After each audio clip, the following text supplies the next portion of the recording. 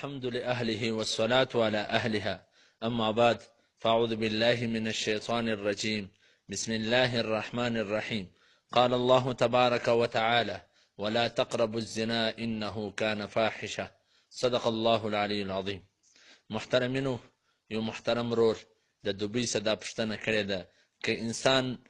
باندې شهوت دون غلبه وکړي چې بالکل دی و زنا ته مجبوره سي او هغه د زنا کول هم ورته اسانه هغه ورته حاصلي، نو په داسې حالت کې که دی موټ ووایي په لاس باندې ځان فارغه کړي، نو آیا د ده دپاره ګناه سته او که نسته، جایز دی او که نه دی؟ محترمینو، ایله کومه چې په دا مسله کې زموږ سره د راخیل امر سي او د اخر کې د دې حکم واورئ چې دا به څه چم کړي. فتاوی بینات چې دا د جامعة العلوم اسلامیه علامه محمد یوسف بنوي ټاون چې د هغه رساله په ټوله دنیا کې شایع کیږي او په څو ژبو سره شایع کیږي. فتاوی بینات چې هغه کومه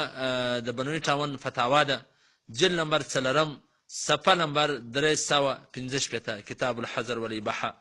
هغه په 4 سره مذهبو دا ثابته کړې ده چې مشزني کول په لاس سره ځان فارغول دا حرام دي. د فقه حنفي مشهور متن در مختار کې راخصې دي چې فی الجوهره الاستمناء حرام وفيه تعزیر، چې په لاس سره ځان فارغول دا حرام دي او پر دې باندې تعزیر لازمه دي. در مختار شرح تنویر الابصار للشیخ علاؤالدین. محترمینو، نو داسې الله جل شانه چې دا کم آیات ما ستاسو مخ ته ووایي چې الله فرمایي داسې زنا ته مه ورنږدې کېږئ، ولا تقربوا الزنا، زنا ته نږدې مه ورځئ. نو مفسرینو لیکلي دي چې زنا ته د نور نږدې نور تګ څه مقصد دی؟ یعنی داسې حالات ځان ته مه راوله چې ته زنا ته مجبوره سې.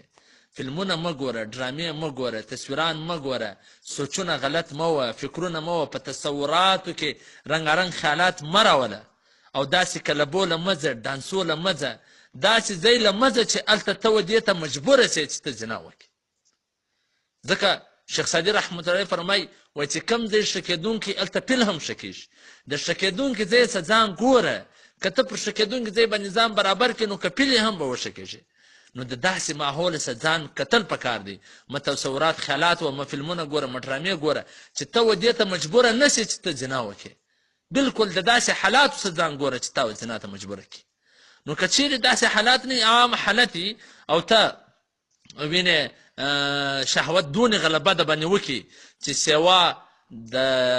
زنا په بل شي سره ټنډه کېږي نه، او ته کور والا نه لرې، یو بل داسې محل یې نشته چې خپل شهوت پکې پوره کړې، نو بالکل د زنا خطره پیدا سي، هغه زنا حالات تا ته حاصله سي.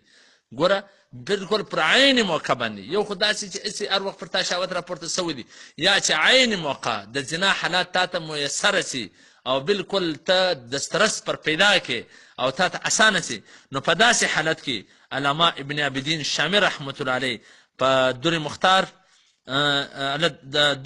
رد مختار علی در مختار جلد نمبر 4 صفحه نمبر 22 هغه دا راخصې دي چې ابولیس سمرقندي رحمت الله علیه، ابولیس فقیه ابولیس، هغه دا فرمایي چې په داسې حالت کې ویجب لو خاف الزنا، که چیرې د زنا بیره پیدا سي او ستاسې بالکل کېږي، نو په داسې حالت کې بیا موټ وهل چې کوم دي هغه واجب دی.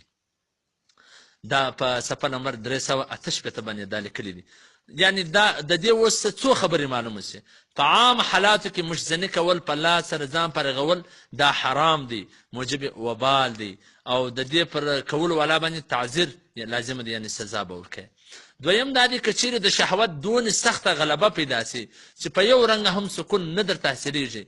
د قضای شهوت صحیح محل هم موجوده نه، نو بیا امام فقیه ابولیس قول چې د تسکین د شهوت په نیت سره که داسې وکړې نو امید دا دی چې پر تا باندې به ګناه نه وي. نو محترمه، په داسې حالاتو کې چې بالکل ته پر زنا باندې د سترس پیدا کړې، نو در زنا کولو دا بهتره ده چې په لاس سره پر عین موقع هلته ځان فارغه کړې. د الله څخه دا امید دی چې بیا به پر تا باندې الحمد لأهله والصلاة على أهلها أما